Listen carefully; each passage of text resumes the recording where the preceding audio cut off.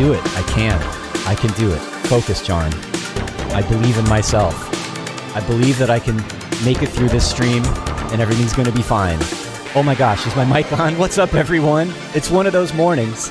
Welcome, everyone, to another Techno Saturday. I am here. I just zoomed in on you, and it's Techno Saturday and occasionally Electro Saturday. Maybe we should just change the name to Techno and Electro Saturday. I'm not sure. What do you think? Welcome. It's 343 TV, brought to you by 343 Labs. And as many of you know who are here with us regularly, we do this almost every day, and I'm here every Saturday. My name is John Selway, and I have fun sharing what I like to do with you guys and making techno music and related genres, especially electro, which is really where my head has been at lately. And, just kind of getting nerdy about electronic music, right? And I am an instructor for 343 Labs, a music school based in New York and in Berlin and online. So, that's what we do. We share with you over 343 TV and our Discord channel and events that we're starting to do live events again now, which is great. I'm starting I just started an in-person synthesis and sound design class last week in New York, and looking forward to continuing that. It's a nice group of students. And I've got an online synthesis and sound design course starting up in a few weeks, I think. We'll see. Check our website info. It's in the link below. The link is in the subject below. Oh my gosh. I'm just going to stop talking all over myself here. I need a foil. I need someone to talk to today. It's been a rough morning. I'm being honest with all of you guys. Some of you are regulars. You're becoming friends, an extended social circle. So be understanding with me today. I'm going to go ahead and just bring in my guest now so I don't trip over my words anymore. We have here today, see, you know I needed that pep talk. It is Noah Pred here with me today. I feel like it's not just Selway's Techno Saturdays today. It's kind of like Noah Pred and Selway's Techno Saturdays today. We are sharing this show today, for sure. I like that. I can get down with that. Hello, John. Hello, everybody out there in internet, metaverse, wilderness. Is it the metaverse yet? I don't know. This is what I keep hearing. It's just around the corner. That's what right. Everybody tells me. The metaverse. It's going to happen someday. And a singular. Do people still talk about singularity? That's like kind of old school concept now? But somebody is it still going to happen? Surely. Kurzweil, isn't that Kurzweil's thing? The singularity. Trust us to get nerdy right away. Yeah. Hey, Ray Kurzweil made quite an esteemed line of synthesizers, so we are staying on topic there. But I love that intersection of music technology and far future theory. AI, electro. What more do you need? It's Saturday. All right, let's get into it. Abe Duque is here in the chat. Of course, he's another instructor and presenter here for 343 TV. He has reminded me that it is not morning. Did I say morning? It's morning somewhere. It's morning somewhere. I can assure you of that. See, so I'm not completely wrong. And this is my second cup of coffee, which I sorely needed. I still feel really scattered. If there are any viewers on the West Coast, it is absolutely exactly. Good morning, Pacific right now. Yes. Time zones. And maybe Asia. Do we ever have any? I mean, occasionally, I think. So it could be really, really early or the middle of the night somewhere. So yeah, I am not wrong. It can be all times right now. This is timeless. It's going to be on YouTube, and someday, someone's going to watch this in the morning and go, "Oh yeah, good morning." I love it. So, thinking ahead. Thinking ahead. All right. So, what was I doing? I was saying who we are and what we're doing here, and 343 TV and 343 Labs is a music production school, and we have a Discord and all of that stuff that you can learn about by clicking on our links below. And also, as is what we usually do, we have sponsors. So this week. And I didn't know, I covered on Monday and I didn't know what the giveaway was, but apparently it is a certain amount of money in Ableton bucks. I think $200 that you can use towards a purchase from Ableton.com. So if you're looking to upgrade or get into, getting the full version of the suite or whatever, this is a good chance to possibly win this amount of money towards a purchase with Ableton. So there is a link here somewhere in the chat. I'll remind Thomas, you can pin it so people can find it at the top. And yeah, good luck to you. We will announce the winner here in the chat and on a live towards the end of the show. And I don't know, maybe I'll even have Noah do it. I'll be like, hey, Noah, announce the winner. And you'd be like, who is it? I have no idea. We'll coordinate. We'll coordinate.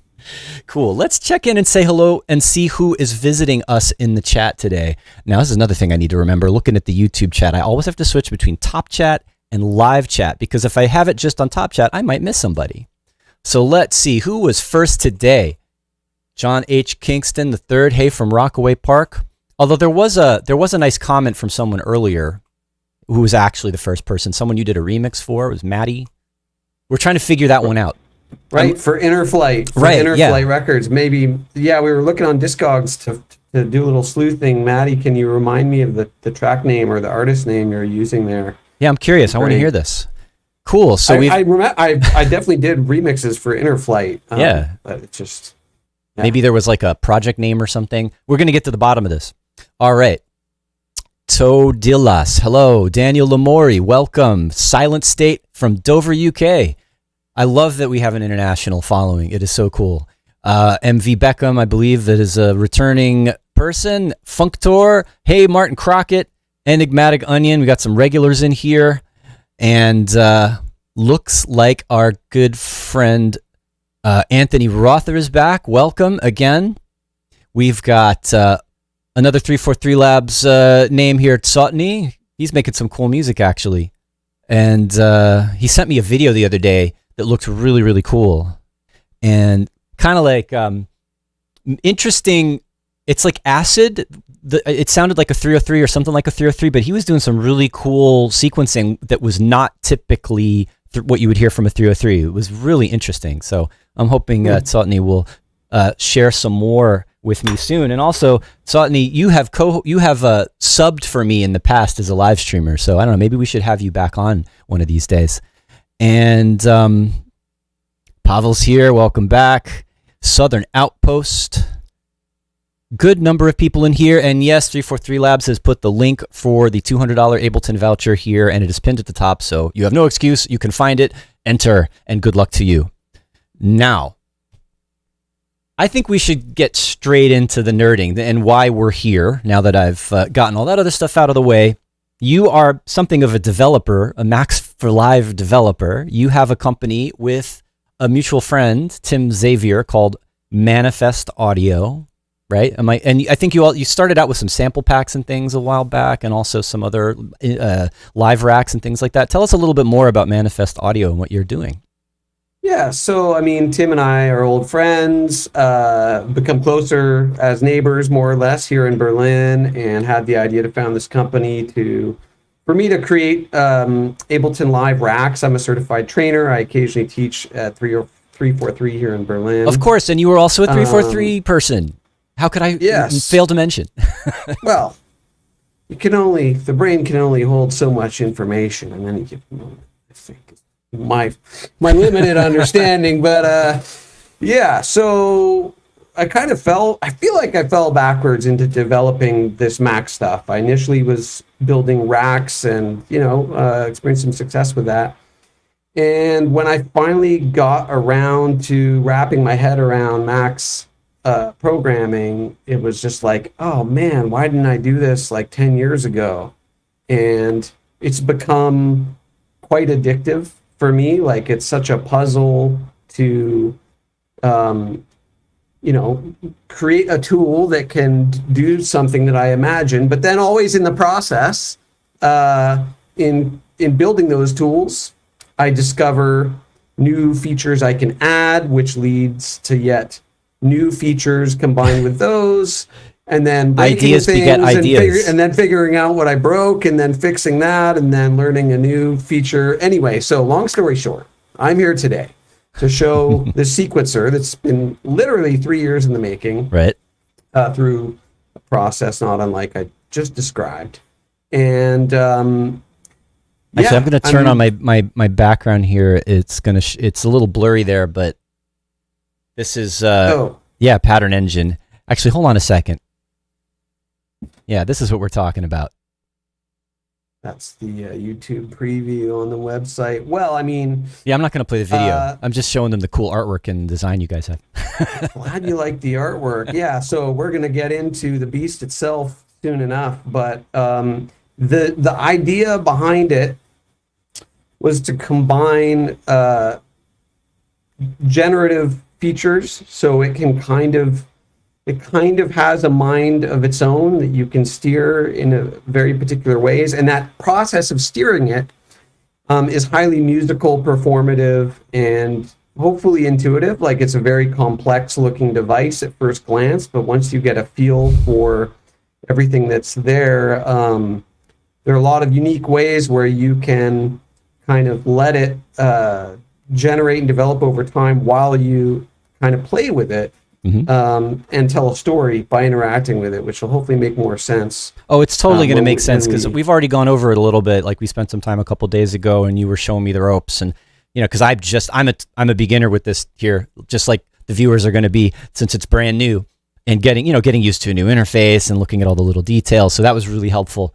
And yeah, anyone who's been watching this for a while knows I like using step sequencers. And I like using elements of just random elements, whether it's even just randomly playing a bunch of notes on a keyboard or whatever, especially, when you're not trying to be traditionally musical, like melody, chord progression, bass line, like if you want to just come up with interesting patterns. I love doing that. And so this is, going to be another powerful tool to do that.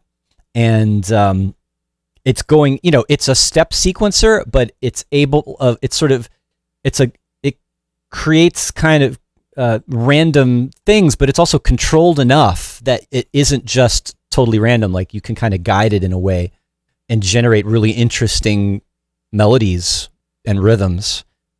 So yeah, that's what let's get into it. Let's get your screen share going, and why don't you give us just a quick overview of what it is and what you can do, and then we'll go from there. Sounds great, John. Yeah, let's do it. Is my screen up right now? Or it is about to be. There we go. We're live. And so, yeah, I'm not going to get too fussy about all the individual details, because we do have a full walkthrough video on our Manifest Audio YouTube channel. So tell me what you are going to do. The basic lay of the land is, here's our 16 steps. And that may seem somewhat limiting at first to only have 16, but when you look at how the LFOs and the selectable randomization work, it starts to become almost a benefit to only have the 16 steps. Sure. Because for me, it forces me to think about creating longer patterns in a different way that yields very interesting results. I want to hear, I'm sure you've got something there. You've already started working on something. So I want to hear, let's get into some sound here. Yeah. So this is a completely raw default state. All the steps are on. They're all set to the default pitch of C3, and I'll just press play with this electro little drum clip here. See if that sync cleans up on the stream there. There we go. Yeah, just going through a default sine wave on wavetable. I'll spice that up soon enough. But yeah, basic pattern here. And what I can do is just click this global dice button. This is going to That's already really nice. Steps. The on, the off, the pitch, the velocity, all the different sort of parametric dimensions of each step are randomized instantaneously and then forced through whichever scale I select here. Well, so yeah, because right away you started out with just one C on every step. But as soon as you hit random, we didn't hear a bunch of random chromatic notes. We heard a nice melody, and that's because you're quantizing all those notes into a scale. Similar to like what Live has in the MIDI clips now, or in the MIDI scale device, right? Exactly. So if I switch to chromatic, one of the notes is sounding a little off color there.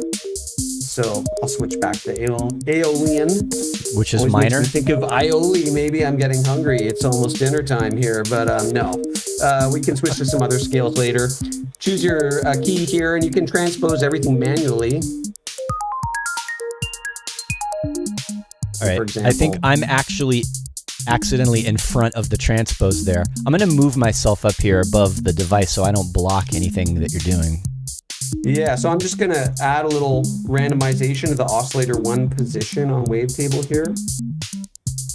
So what you're doing right now, just in the context of production here, is super, super important, because your sequencer, it's not just randomizing notes, it's randomizing note lengths and sustain and velocity.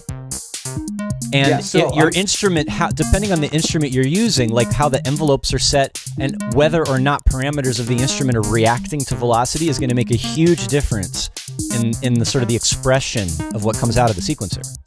Yeah, so right now velocity is just controlling amp. I could assign it to the filter frequency a little bit and get some action there. But the randomization takes a random impulse, every incoming MIDI note, and it's assigned to the oscillator here. But we're not hearing the note glide, which also gets randomized because it's still in poly mode. So I'll just flip wavetable into mono mode. Now we're getting that nice tie. So let's just explore one step. I'll just set the cycle to that one step. So this is the length, how many steps we're including our sequence. All right. And so this is the step pitch, obviously, and because the tie is on, when I change them, they glide around. Whereas if it's set to the normal, I gotcha. So you're able to sustain notes over, or sustain steps over to the next step. Yeah, it's designed exactly like a 303. You want certain steps to tie into the next one, exactly. And so here's the on-off for that step. So there it is again, velocity. And the note length here. Super short and percussive, for example. And then the pitch for each step can be governed manually, meaning that it won't be randomized. So it's kind of locking the step to only being controlled by the user, or controlled by chance, in which case, it's not available for automation anymore due to issues with Max and Live that are long-standing, but I've found the best possible workaround I think exists.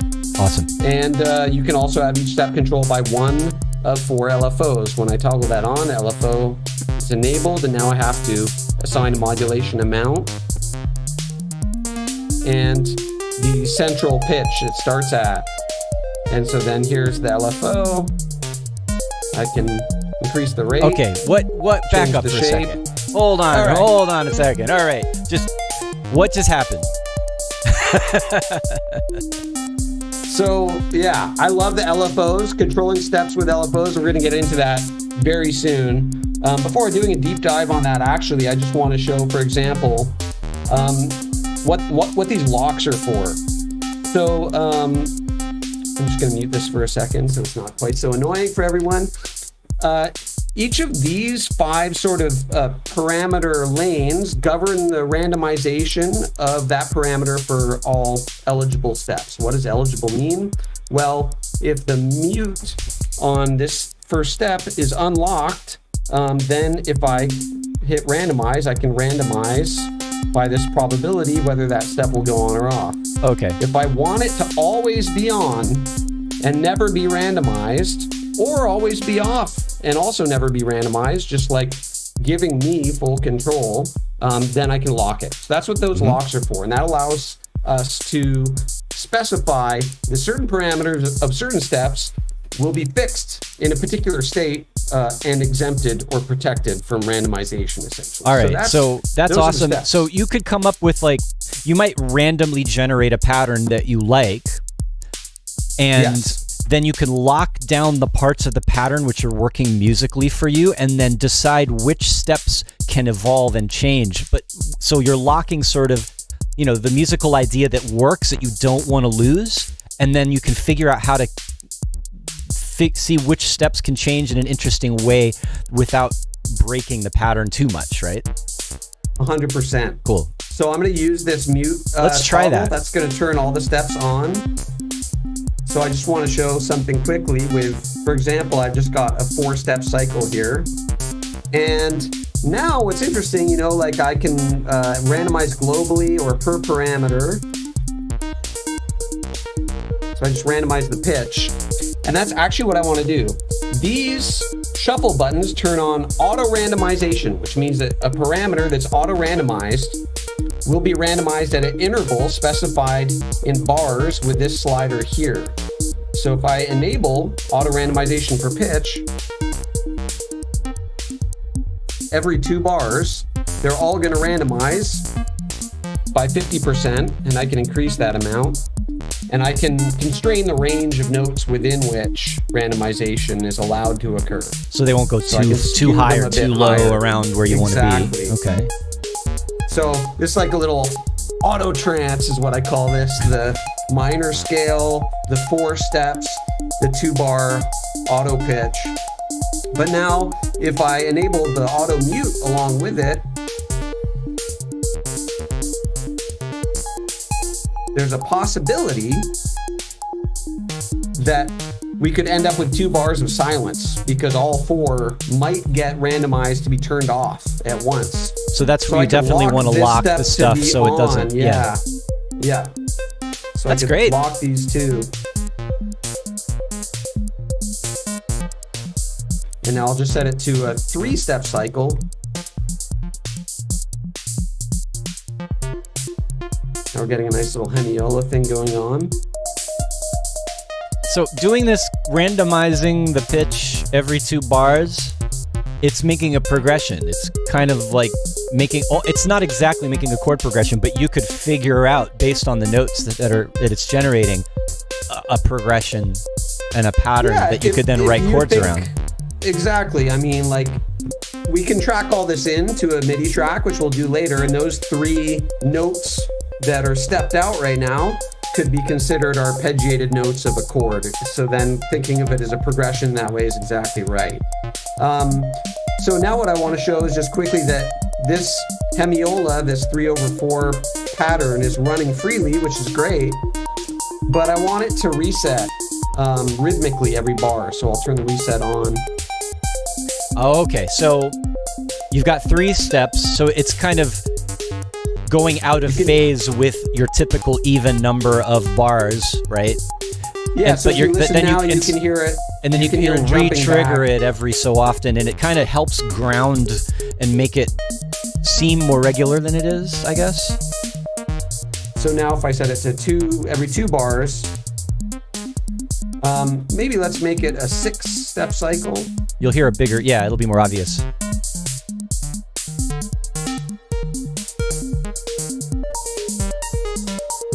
I'm gonna actually turn that was a nice pattern right there. Off. It reminds me of a track. There it reset at the start of the bar. So it keeps restarting every 2 bars. So you can set whatever interval you want along with whatever cycle you want. And so how the cycle works is right now it's 6 steps in length. That's the cycle length there. All right. But I can move those 6 steps around by changing the start step.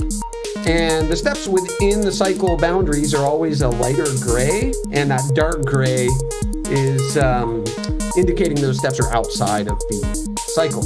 But I can also, within the 6 steps, move the relative start point within that by adjusting this offset, which now it's seeing this step 4 as the first step. The offset it's subtle, but it's really nice because like right now this pattern is really good. You should record this one, but like changing where the first step is makes a subtle evolution that doesn't interrupt, you know, the kind of hypnotizing groove that you've got going on. I really like that. Yeah. No, it's like one of many fun things you can do. So with many. all this stuff. So I'm just gonna go back to a full 16 bar thing or 16 step thing.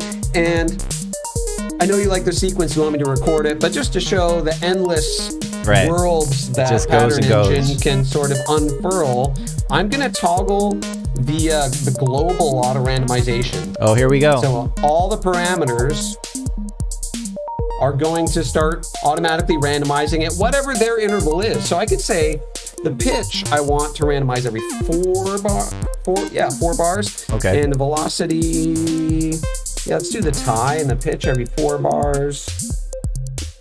So we're going to be hearing a lot more variation now. Yeah, but by making the pitch and tie a bit longer, it's creating like a longer phrase that the mute is then reinterpreting twice before the pitch and tie change again, because the mute's happening every 2 bars. Nice. There are a lot of different ways to play with this, but here's a global interval. So if I just say, you know what, I want everything to change every 2 bars, I can override it. I can also override the percentages. And then let's say, oh dang, that's hot. I can just, boom, click the global auto randomization and turn all of them off, and the sequence essentially is frozen. Now, that's really important in the interface to get it to stop doing the evolution on a dime, because you might have a second to decide whether you want to keep it or not. So having one button that'll just, okay, stay where you are, right? Yeah, and that's really why, powerful. like, if you're trying to let it kind of find its own way into some of these patterns, I think a 4-bar interval is maybe like gives you a little more time to make that decision. Sure. So yeah, 2 bars is like, that's a pretty tight window to decide if you're happy with it. Yeah, so very important. The reason the parameters are not automatable when they're available for randomization is that if you're continuously randomizing parameters, then they end up filling up Live's undo history. That's the thing with certain Max for Live devices that are generative, right? It's kind of a problem. Yeah, so I've managed to avoid it completely.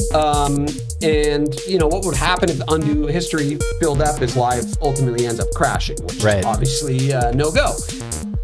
But these parameters will not save with the set in this chance mode. So what I need to do if I want to save this sequence state, when I just go to my file menu, save live set, I got to click this little disk icon first. And you'll notice what that does is it transfers all the step states, from chance to manual. And when it's manual, Live can see them again. And you notice now that if I start changing that first step, that shows up now in the undo history. So that's a little inside baseball maybe for some of the viewers, but just a little. That's really, I think that's really valuable. To the madness. Yeah. It's not too inside, because it goes directly to usefulness and workflow. Because, all right, let's stop the music for a second. We're about halfway through the show, and I'm going to give my mind and my ears a break for a minute and acknowledge 343 TV, right? We're here almost every day. I'm here on Saturdays. Brought to you by 343 Labs, of which Noah is a valuable member of the team, as well as being a producer, musician, and artist, and Max for Live developer, right? So really good to have you on the show. Let's check in with the chat a little bit. And I think we had a couple of questions about it. Let's see, where did it go? All right, Will Joseph was asking, how many scales can you choose between? So we currently have 50 scales. There are 50 scales, and yeah, that's plenty for most cases. More than enough. And then honestly, I mean, I've done a lot of playing around with, different ways to do this sort of scale limiting, and you pick a few that work for you, and some of them are kind of out there. And I mean, any scale can work for a cool musical idea, but it's really easy to stick with the modes, for example. I just want to say that this device is fully compatible with Live 10. It might work with Live 9. I can't guarantee that. Oh, that's fully compatible with Live 10. Good to know. And now that Live 11 is out, we will be incorporating the Live 11 default scales by end of the year. Oh, great. Okay, so you did the bulk of the development for this. You did the bulk of the development for this with Live 10. Yeah. Cool. Absolutely. All right. What else was in here in terms of questions? Let's see. Well, not a question exactly, but one of our regulars, Enigmatic Onion, says he's been looking forward to this device, which is great. He's been using Skinner Box and other generative devices a lot lately. So yeah, there are other devices, there are other sequencers out there that may do some similar things. What can you tell us about yours that is sort of, what's like the main differences here? I know we've gone over some of them already, but just to clarify, like what is this doing that is unique? Yeah, I mean, there's so many great generative tools out there, generative sequencers for Max for Live. I've used many, and this is just kind of like my dream wish list of all the features I wanted as a producer and a live performer, and incorporating, you know, trying to achieve that goal of offering all the generative features you could want without causing any undue history issues, which is surprisingly really problematic. It is, and allowing all the like intricate live control anyone would want without sacrificing that degree of control at all. So, I think it has a really good balance of like random generative capability and control for performance. Like you could step up on a stage with some practice and have this generate random patterns that make musical sense from the first beat. Whereas sometimes it doesn't work that easily, right? You come up with some crazy thing and you're like, now what? This one seems to lead you in a musical direction a little more easily at first, I find. It's crazy. Like it's often, I find working with it kind of like having a conversation with, it almost feels like an entity of some kind of other creative force that's there. And, you know, John, like, well, I can't speak for you, but we've both been producing for a long time. And I began to, first of all, really enjoy collaborating with other humans later on, due to the fact that I would often feel working in the studio alone, like I'm just doing the same thing over and over that I've already been doing for years, and I need something to help me get out of this. And that conversation with real collaborators is a great way to do this, but working with these generative tools gives you that fresh input to help generate new ideas that are within the contours of what you're aiming for, but you would, it's unlikely you would have arrived there on your own. No, I think that's really powerful. And for me, it's the same. And I've always, you know, for making more, it's not that I'd make very experimental music really, but as a person who was kind of classically trained in very traditional styles of music from a young age, I've had to learn sometimes how to break out of the same melodic and harmonic structures that are sort of ingrained in my mind. And tools like this definitely help with that. We've got some more questions. I'm going to switch back over to the screen share. And let's see. D Speaks is asking, how did you freeze the sequence again? Can you show us that again? Okay, so if I toggle this on, that turns on those shuffles. So it's auto-randomizing everything. And that auto-randomization will continue to roll at this interval, 4 bars. And this button here works as a toggle. So if I decide that it auto-randomizes into something I really like, if I just click it again, it disables all those shuffles, all the auto-randomizations, effectively leaving the current state in place. So that's how I like froze it. Got it. So it's really turning off the randomization or the chance. Yeah, it's a toggle, off and on. Cool. Off and on. Simple as that. And then also when you save, doesn't it make everything go to manual? It does. Clicking the save state turns all chance-enabled steps to manual mode, leaving LFO assigned steps. Okay, so you're still you'll hit save, but if it'll still move because if there's a modulation happening. Yes, LFOs or LFO assigned steps are left unchanged, which I'm excited to show LFOs and some other stuff quickly here. So another very good question, and one that came up when we were going over this the other day is: can each step in the sequencer play polyphonically? There is no polyphonic like chord feature built in, but what do you know? I've got our free MFA note transformer rack here, and I've got it set to nice plug there. That was just seamless. Alien scale with yeah, you know, I had time to do my homework, and it's set to a little minor chord here. So let's just flip that on, and this is a free live rack for live 10 or higher. You can grab it from our website. Let's just hear how that sounds. Oh, wait. Uh-oh. We won't hear anything if the synth is in mono. All right, let's so just yeah, put you that got to poly. have a poly synth to play chords, right? So, I mean, all of which is to say, technically no, but it's not hard and certainly not impossible to produce that. You could also be brave and have 2 or 3 of these in a rack. Yes. Doing 3 different randomly generated parts. So if I, like, the default for this chord at 0 is no chord. So then I can automate or modulate to put certain steps on certain chords, right? It's not built in yet, but we have the power. We have the power. So I mean, do. there's so many interesting, even just within Live's native MIDI effects processing and racks, we can do cool stuff like that. But then you've got, and there's a bunch of other Max for Live stuff out there that does MIDI processing. And then, but you guys from Manifest Audio have, as you mentioned, you've got some free racks containing some interesting MIDI processing and modulation and things like that. And actually we did, someone was asking, I came in late, where did I find this instrument? Let me just share my screen real quick. So this is your website. This is Manifest Audio, and the URL is literally manifest.audio. So how easy is that to remember? Manifest.audio. That's a really great URL. Totally just exactly right. And you can go here, find, the stuff available for sale. And I think you have an intro price for this.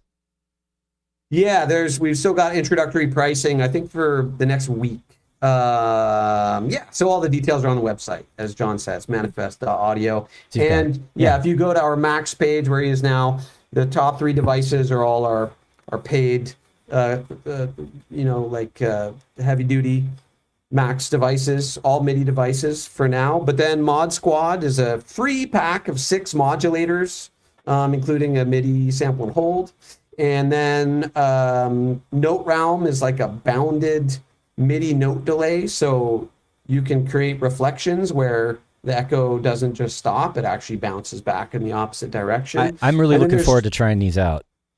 And then there's Cheat Code, which is, much as the name suggests. But John, I'd love to show a few more things. I know we're pressed for time, and I want to take more questions too, but maybe I can jump into a few things. Absolutely. For about so there's definitely more questions, but let's see what else you have for us.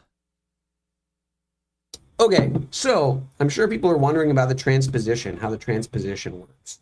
I'm so curious about that. So, this is an additive manual subtraction.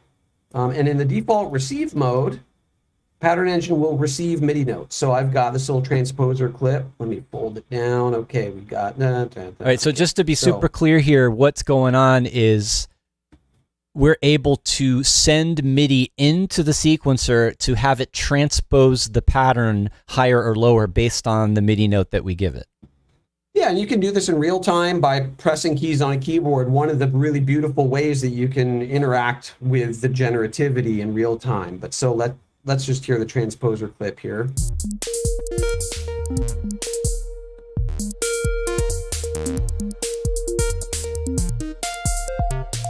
Okay.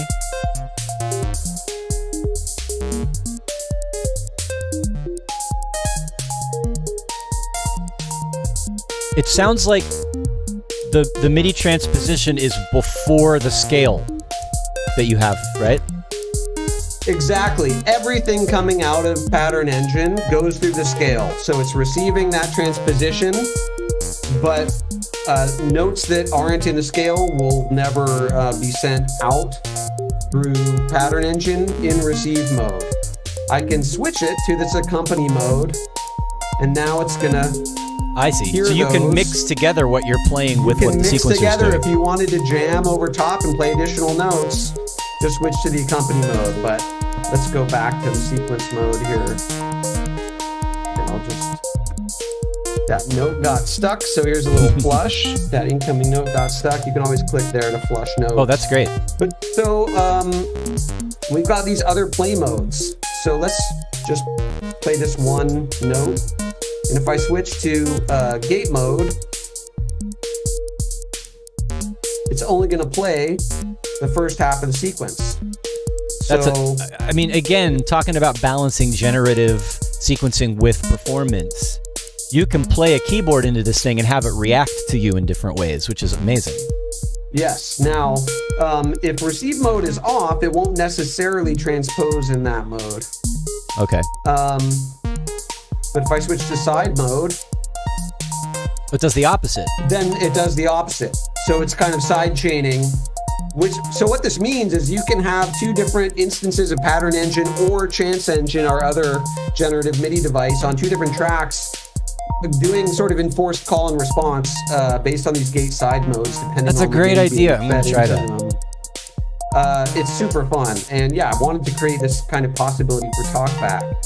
So before I get into the trig mode, I'll just show the ARP mode here, which to arpeggiate, you need to have it receiving incoming MIDI. So now this is like the same sequence as the transposer, but now the sequence will stop when those notes end.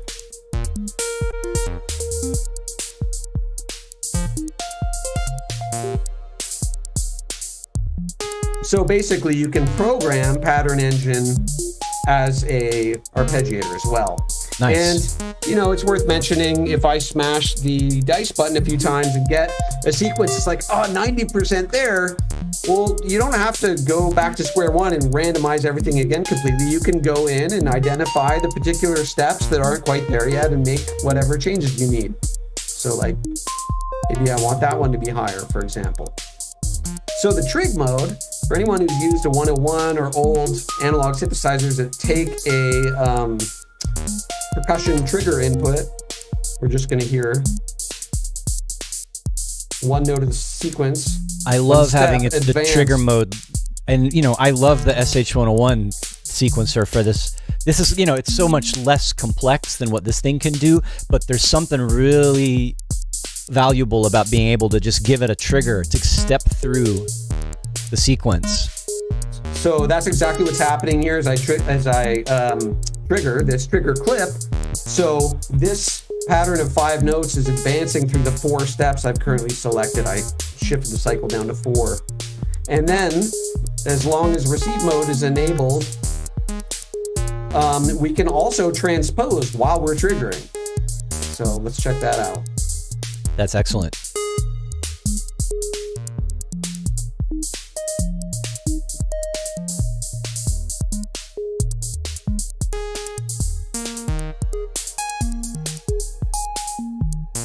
Okay, so that's just to show some of the ways that incoming MIDI interacts with Pattern Engine. And as mentioned, this can all be done live on the fly as well. So I'll just set it back to free mode. And we can manually re-trigger the sequence here. So you could send automation to this, or MIDI controller to re-trigger. Absolutely. Another really Absolutely. useful performance tool. And you can have MIDI triggers assigned to the randomization, and there are advanced pitch randomization modes that only appear when steps are in chance mode. So then I can go and specify on a per step basis. Maybe I don't want this step to use the same randomization algorithm or have the same probability or be in the same note range. You can specify a different note range for randomization, but I'm gonna use this all steps mode menu to set all 4 of these active steps to LFO1. So only that first one is still assigned to those modulation settings I had input earlier. But now I can just use this one LFO, and by moving the different steps in different directions to different degrees with different central starting points,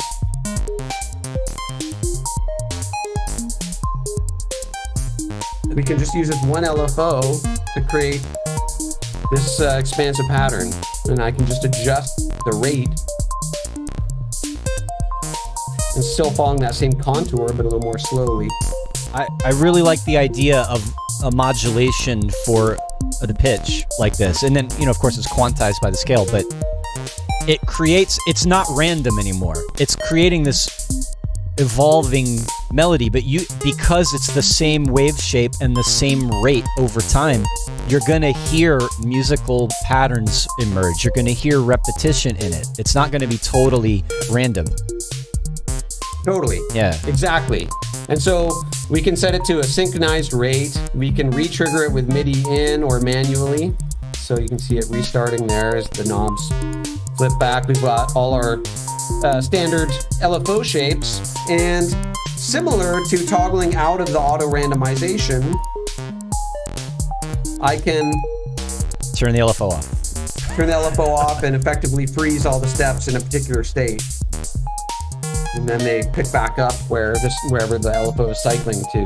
It's definitely possible to set up something with the sequencer where turning modulation on and off is like switching between two sections of an arrangement. Right. Or like randomizing or not randomizing, modulating or not modulating. You know, small, and sometimes just one button will create a unique contrast based on what you had before. So that's really great for improvising different patterns with a musical idea. 1,000%. Yeah. So here's just a quick example. I've just got the one LFO. We've got 5 steps going, and 4 of them are static. They're fixed at a particular step. I'll switch them to manual mode in a moment. Actually, why don't I do that now? I'll click the save button, and you'll see that those are all switched to manual, and the LFO, because I want that movement, remains assigned to an LFO. And so now, let's set it to like an 8-bar sawtooth going up. So we've got this repetition, this structure of repetition with those 5 steps. That's great. Definitely don't, if any of you guys have picked this up, if you're experimenting with this, don't forget that the LFO shapes can be changed, giving you different melodic patterns, like rising, falling, going up or down, changing the rate faster or slower. You can even have a sample and hold LFO, I think, which is random, basically, or almost random. So like why would you want the sample and hold LFO when you have so much randomness? Well, when steps are randomized, they're all randomized independently. But if you have a sample and hold, like a random LFO, then all the steps that are assigned to that random LFO will be randomized together. Sure. If that makes sense. But so, yeah, we got through all the things I wanted to show. Just the last thing to put a bow on all that is, it's just the 16 steps, but between the triggering and the transposition and the long LFOs that can be assigned to 1 or 2 or more steps, up to 4 LFOs at once, you can expand far beyond just 16 steps in terms of how the pattern evolves and repeats, right? Yeah, because that was like a question is 16 steps enough? And obviously, this is doing far more variation than you could do in any... it's endless. So you could do an endlessly evolving pattern with 1 or 2 steps. It's not the number of steps, but it still makes sense to refer to 16 because that's the most common subdivision of a bar in most music. We're talking about 16th notes in a bar of 4/4. Exactly. There are a lot of step sequencers out there that are just 8 steps, actually. Yeah. And you can do plenty with those. Absolutely. So, as they say, it's not the steps, it's how you use them. But one last thing I want to point out here, some people have asked, why are these 4 steps orange? And the light, the lamp underneath them as it cycles through, those are orange as well. That's strictly for visual orientation because in techno, those would be where the kick drums are. It's just for a little easier reference. If all the steps look identical, I found it a little more difficult to sort of navigate at a glance. So that's just... Yeah, it's a good visual. Are strictly for orientation, yeah. I have another question for you. Christian Gibson says, love the engine. Can you kindly demo having various steps last for different musical lengths? Like step 1 lasts a quarter, but steps 2 and 3 are 16th notes. How would he do that? So there's no ratcheting in the sequencer, which allows you to change the step duration of steps independently or to enforce a repetition of a step, a hold on a step. These lengths, these are the actual note length, like the length of the MIDI note as it will be recorded. And so just quickly, I will show, for now, these are 16th notes. And now if I switch to 8 notes, it's going to wait till the beginning of the downbeat of the next bar to switch to the next grid size interval. Okay. What about ties? So I switch to 32nd notes, and if I switch back to 16th notes, it'll stay in time. That's great. It waits for the beginning of the next bar. So could you achieve what he's asking about with ties? Ties merely hold the note over in a legato. Yeah. So can you combine 2 steps and do like 2 16ths and 2 8ths with a tie? Yeah, that could be one way to do it if you want it held. Right. But what I understood was a rhythmic change, which, yeah, aside from the fact that I have it set to be synchronized, could be otherwise automated here. It's an interesting idea. But if you simply meant combining 2 steps, okay, 2 16th notes into I'm just an trying to eighth, think then of a ways tie to would do achieve that. the desired musical effect. Right, so like if I set these 2 steps, both to 13, whatever that is.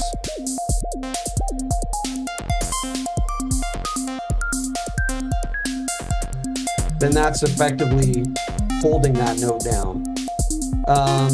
So you could kind of do it. You can't be exactly specific about making a sequence that's 16th, 8th, quarter, 16th, quarter, you know, but you can, within 16 steps, tie them together, kind of like the 303 sequencer, where you use 4 steps to do a 16th and a dotted 8th.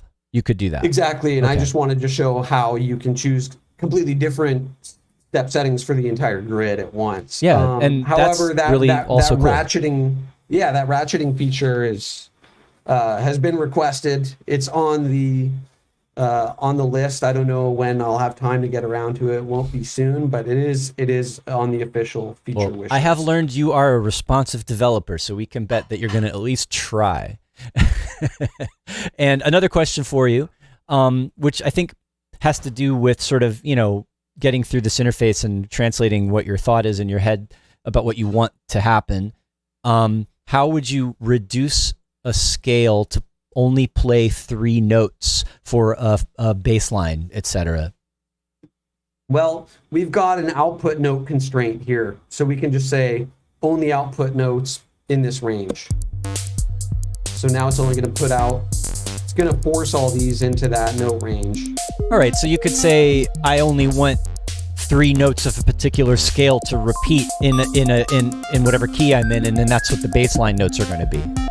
Yeah, and you could also specify here in the pitch randomization either globally or per step, right? If we go to a chance with the advanced settings enabled and say, hey, I only want this chance to randomize, within that lower octave, for example. Okay, so it's about sort of limiting it, creating a situation where it can only generate within a specific musical range that you set. And you've got multiple places to do that. There's multiple ways to do that. And then, of course, we can simply constrain the output. Yeah. Cool. Ooh, so it's almost the end of the hour. Were there any last things you wanted to talk about, or? I just want to show everyone that because I am an educator and, a bit of a meticulous person, I guess you could say, because I replaced the device, it's not showing right now. But let me just go ahead and replace this one. And when it's newly brought in fresh from the browser. Got it. This is something we wanted to talk about, is it's not just for melodies. Yeah, we can do a quick demo on this sample chop here, but what I was going to show is that in addition to the extensive user manual, everything is info view annotated. So wherever you hover the mouse, it's all there. So I understand it's a pretty dense interface. There's a lot going on. But it's all there in the info view. So anything you hover over, it's going to have an explanation. Yeah, in the lower left. Nice. Everybody can see. But yeah, we've got time. If you want to just quickly give the example of using a sequencer like this with sample. Yeah, let's try it on this vocal thing. I'll just go over here and give this one a pause. So right now it's just playing kind of a middle step there. So I can see that I'm probably going to want to, let's just bring the transposition down until I hit that first step. Yeah, nice. Turn that sample track up just a little bit. Let's hear that in front of the drums. And now I'm just going to smash that randomize everything button. Here we go. And maybe auto randomize so we get something good. So any instrument, regardless of what sound it's playing, if it's controllable with MIDI notes, the sequencer is going to give you some fun things to play with. Exactly, including but not limited to any third-party VST or other plugin you love, or as I have done often in my studio with Live's external instrument device to send to any hardware you might have. Just pop one of those after Pattern Engine, and you're good to go with any outboard. So you're not limited to just plugins. You can anything that's MIDI controllable. Let me just stop you there for a second and say congratulations to the winner of our $200 Ableton voucher giveaway this week, John H. Kingston III. He's a regular. He is with us almost every day. Congratulations to you for winning that. That is awesome. And this has been really fun. We last time was fun. This time was fun. It's really cool what you're doing with Manifest Audio with these Max devices, and also you guys have sample packs too, right? We have sample packs as well on our website and also on Splice. Yeah, and there's some more exciting stuff in the pipeline before the end of the year as well. Any hints? What's exciting? Yeah, you can't say yet. All right, we'll wait and see. My focus is on generative MIDI stuff, really interesting MIDI instruments that provide functionality that I haven't quite seen in the world yet. Right. I have ideas that I think I can manifest in that realm. Not to be total cornball, but however, in terms of like programming synthesizers and stuff, like they're the Moogs of the world, there are the Rolands of the world. Like, who am I to? So if I'm gonna venture into doing an actual virtual instrument, I feel like I have to come up with a really unique idea that doesn't quite exist, because otherwise, which is hard. Why reinvent the wheel? You know, that's a big challenge. So I'm curious to see what you come up with. And yeah, also, I'll mention that with back to Pattern Engine, you already came up with a really cool feature that I asked about. That could you implement it? And there were a couple of things. One was, but the main one was. Being able to have the clock not sync, to have it be freely running separate from what your DAW clock is doing. And so you've already, you showed me earlier off air that you've started to do that. So that I'm really thankful for. I can't wait to try that out. And yeah, it's 90% there. It's a great idea and easy to implement. I don't want everyone to get their hopes up that whatever feature they think of will be implemented within quite reason. So rapidly. That was like that was a great idea, John. Thank you for that, and easy to add in. So that'll be in an incremental update, free to any owners. Cool. Coming soon. Thanks for that. All right, so we've reached the end. Thanks to all the viewers. Congratulations again to John H. Kingston III, the winner of our giveaway this week. It's been fun. I know you've got to break out. I've got to break out. And hopefully we'll see all of you. Well, actually, come back every day. Come back for, Marilee on Monday, and for Tetro and everyone else. I know who they are. Sometimes I blank out, especially actually Friday. Abe Duque, my good friend. Check out what he's got going on. And I'll see you again next Saturday. Have a good one, everybody. Adios.